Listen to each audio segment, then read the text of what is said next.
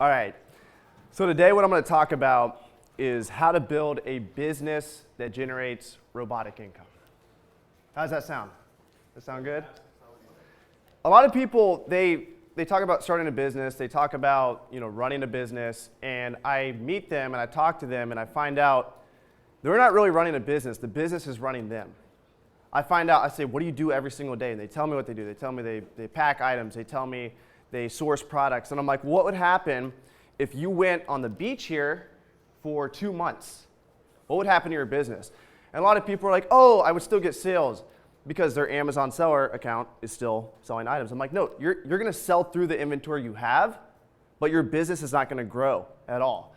And so what's important is, and my goal in teaching people how to become full-time Amazon sellers is allow them to have a business that not only operates in their absence, but it grows in their absence. And that's tough. You have to focus on a bunch of different systems in order to make this happen.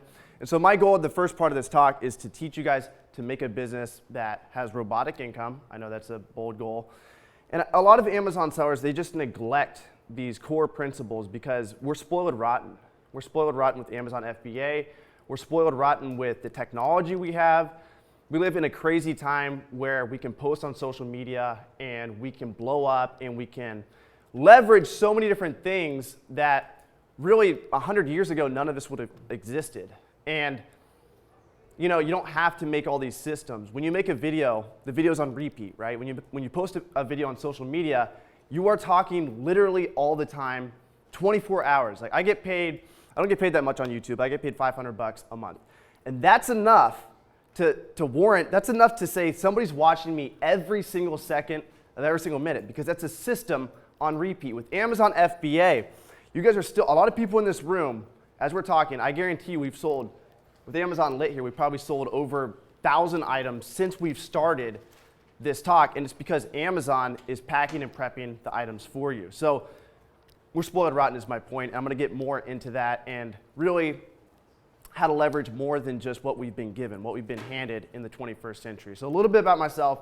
For anyone that doesn't know who I am, a few years ago I decided to live in my car. I didn't have any money at all, and I graduated college and I was like, I want to travel the world, but I'm broke as shit, I'm in debt. My parents want me to become a doctor. They want me to go to physical therapy school, get my doctorate degree.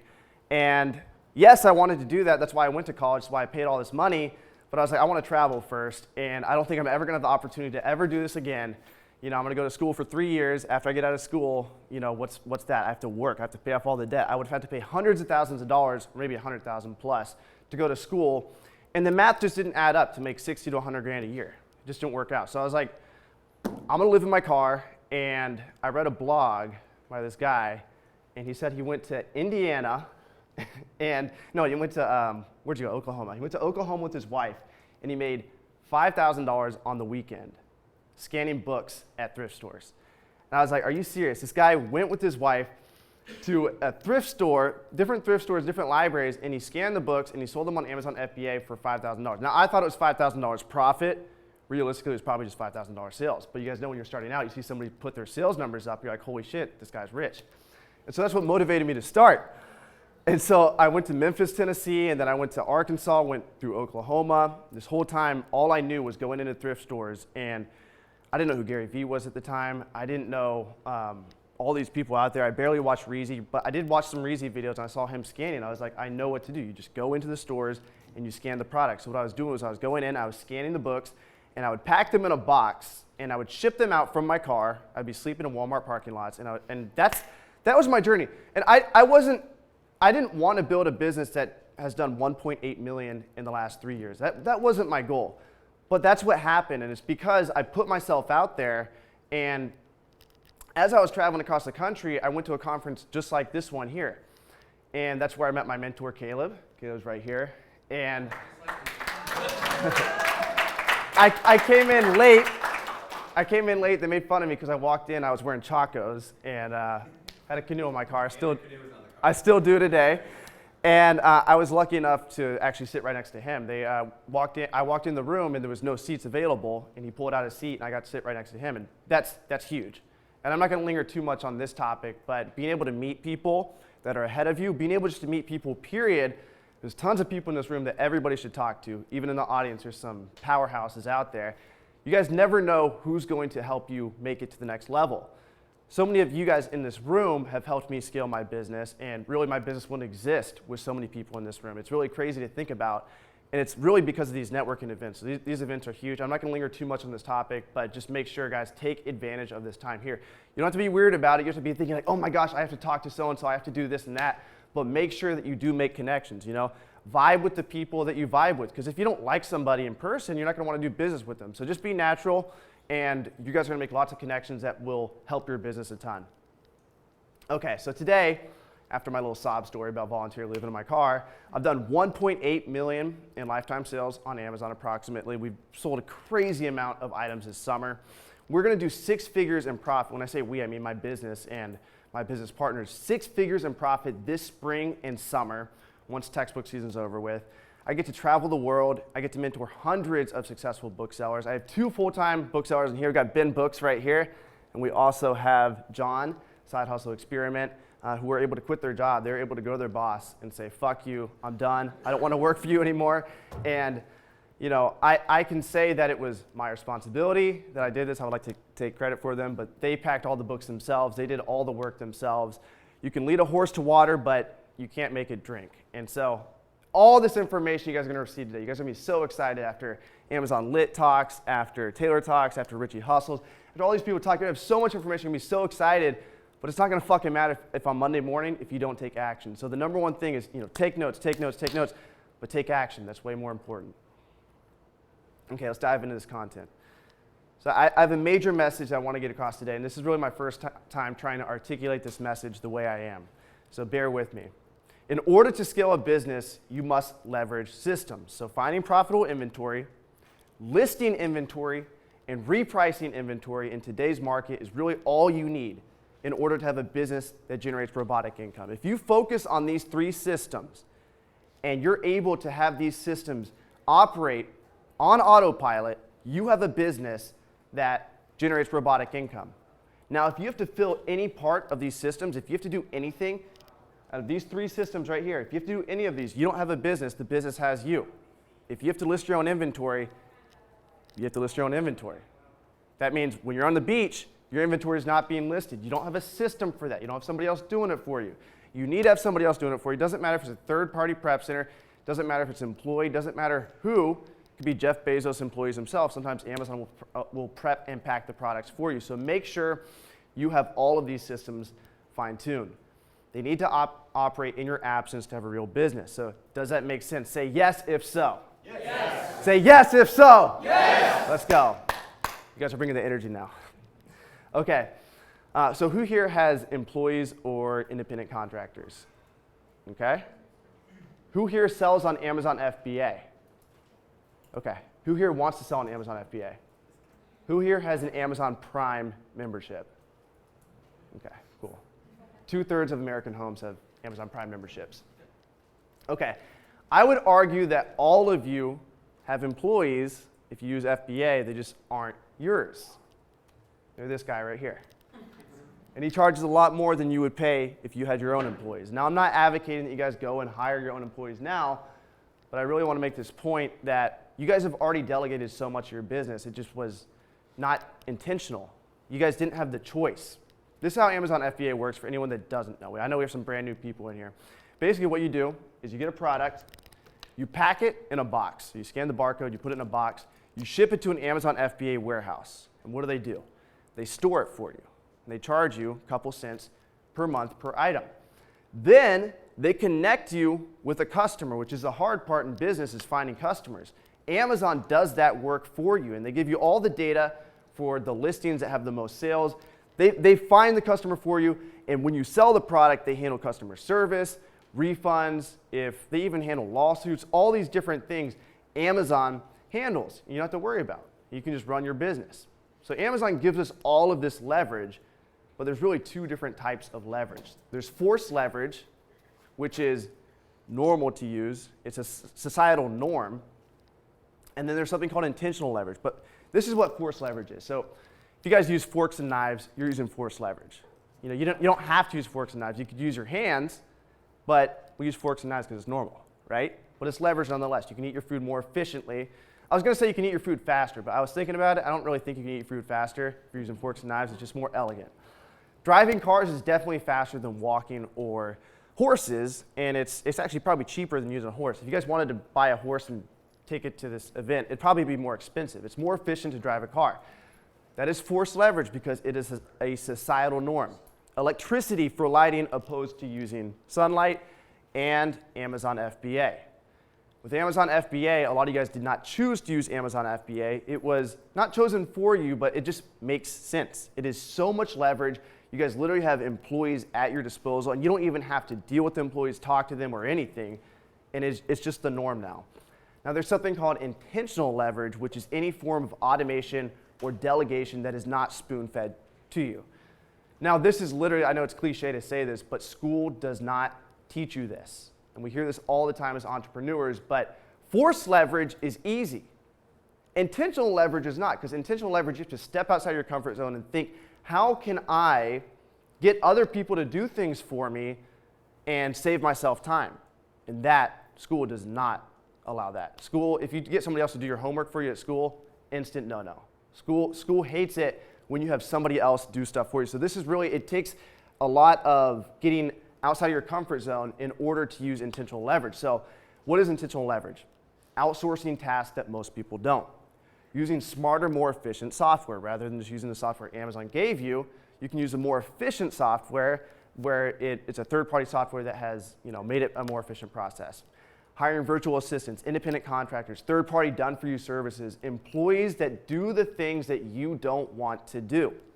All of these allow you to save time. Forced leverage is awesome. I'm not talking down on forced leverage, Amazon FBA, using forks, knives, whatever. You guys can continue to do that. My point is that it's normal. So it doesn't require much thinking. You don't have to get out of your comfort zone to do it. I want you guys to start using more intentional leverage. Okay, so let's talk about time real quick. Speaking of time, I'm probably talking too much on these slides. So this is like the average breakdown of an employed person's day.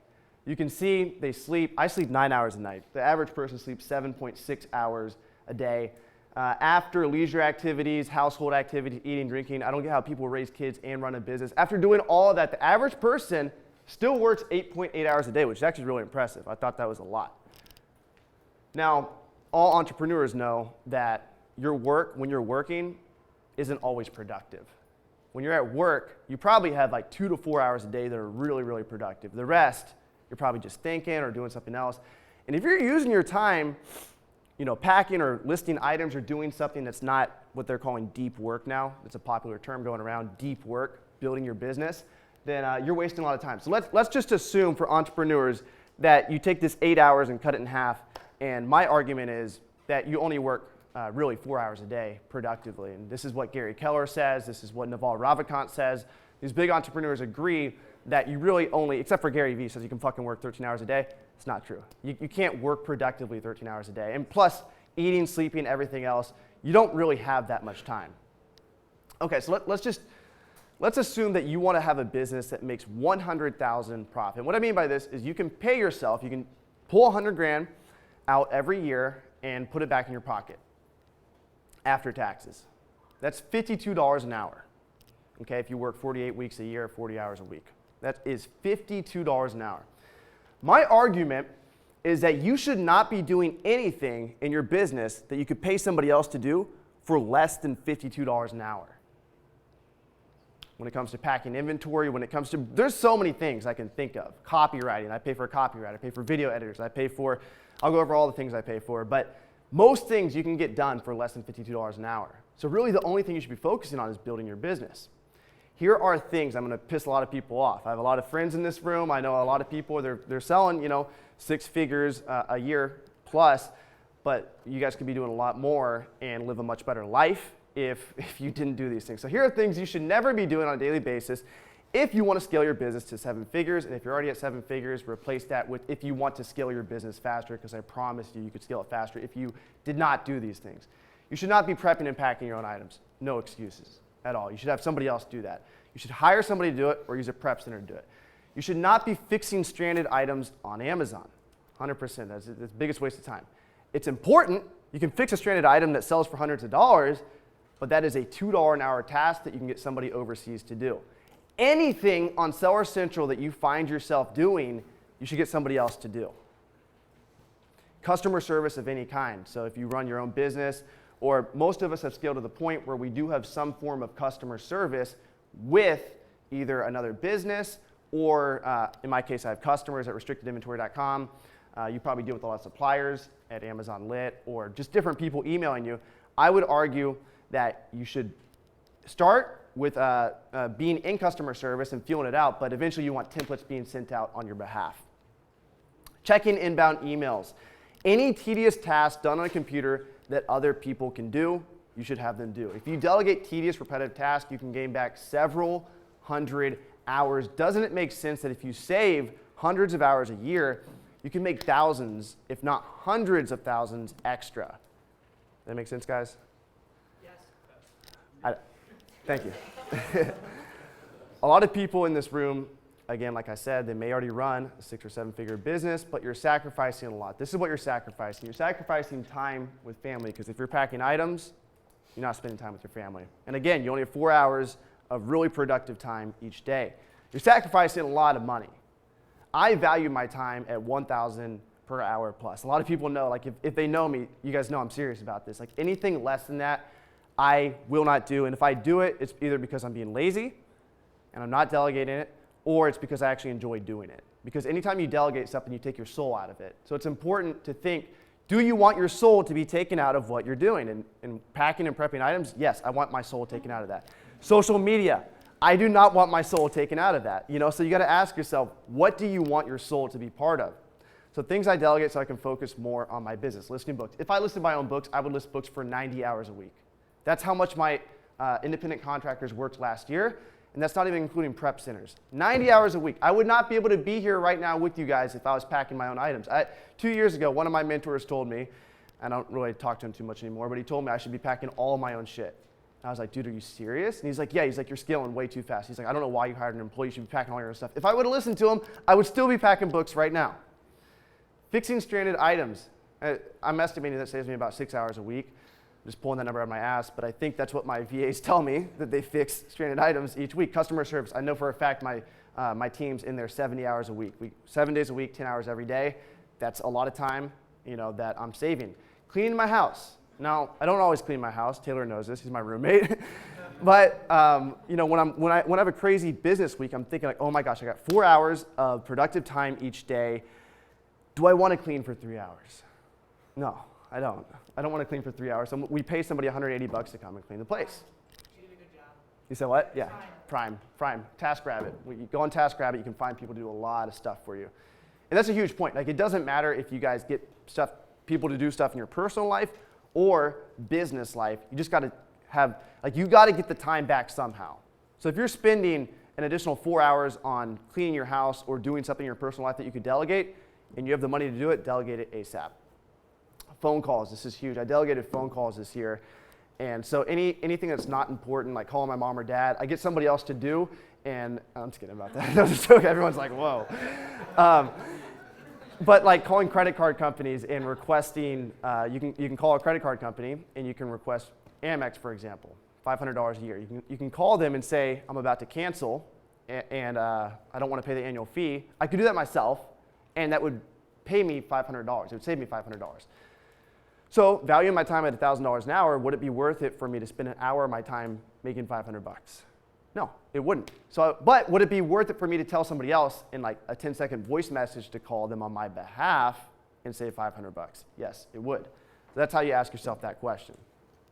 You got to find the hourly rate for yourself. And I recommend, if you guys are young, and I know a lot of you guys have big ambitions, I would set your hourly rate at $1,000 an hour plus. It's going to change your life, and it's going to save you a lot of time. Sourcing wholesale products. I would waste I don't know exactly how much time my team spends doing this, but I know it's time consuming. Managing teams.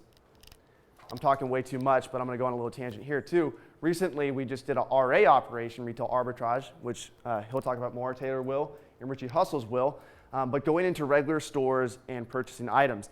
I was literally spending like all week on my phone just texting, like making sure people were going in the store purchasing the items. Like, it was a lot of fun. It was kind of addicting.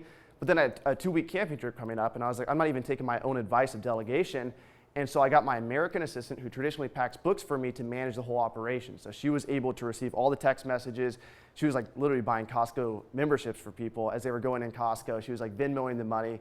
And that was everything I was doing, and then she was able to do it. So, and I have my virtual assistants manage teams as well. Any type of team, any type of project, you can have somebody else manage. It's a fallacy that you have to be there managing it.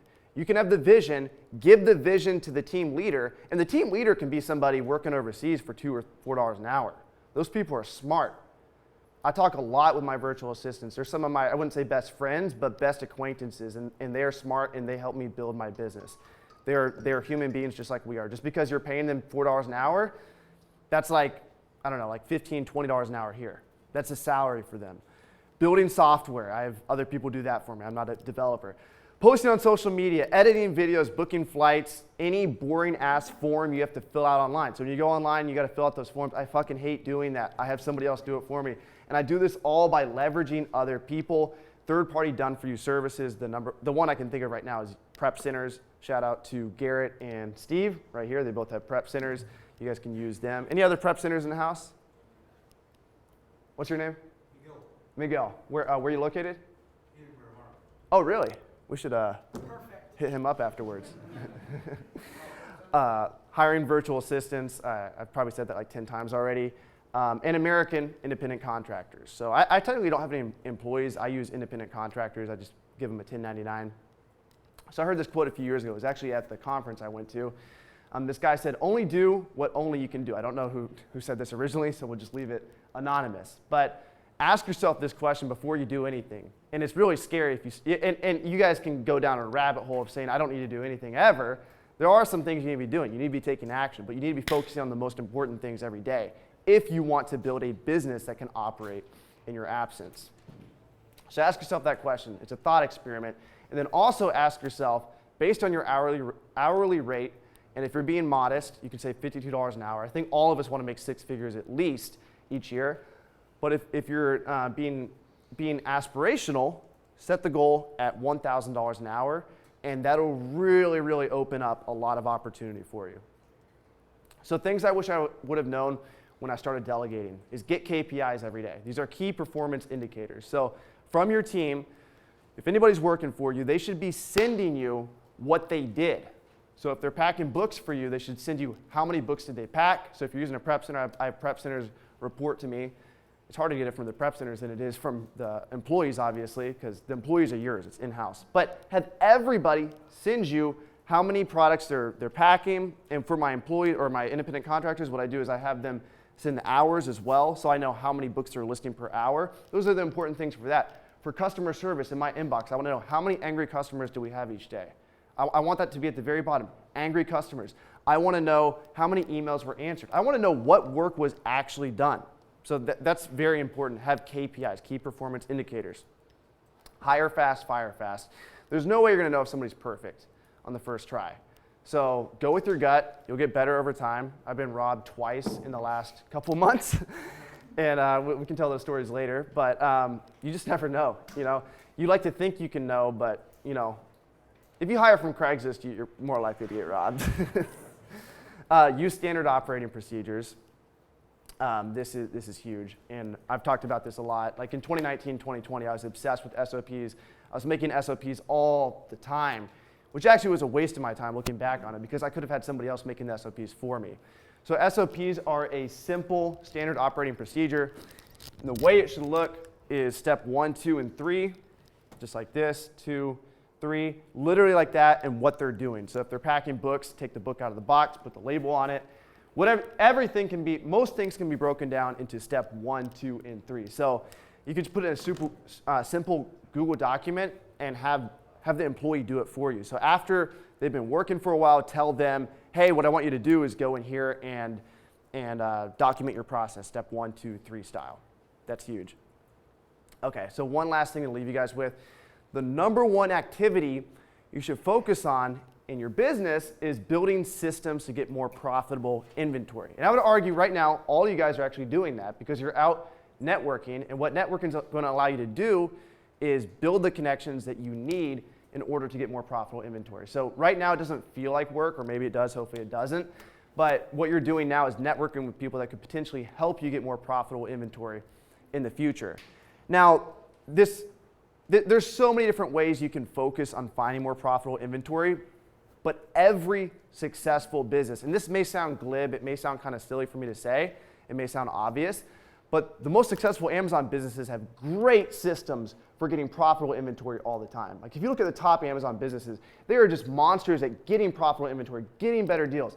Amazon and Link can probably get better deals because they can pay more up front, so they're paying less per item. So that helps the system of getting profitable inventory. So there's so many different ways to get profitable inventory. Like I've come up with a very strange way of getting profitable inventory. I run a business called restrictedinventory.com, where people who are restricted in textbooks send me their textbooks. I know every month I'm going to get about 4,000, including CDs and DVDs, about 4,000 to 6,000 items every month.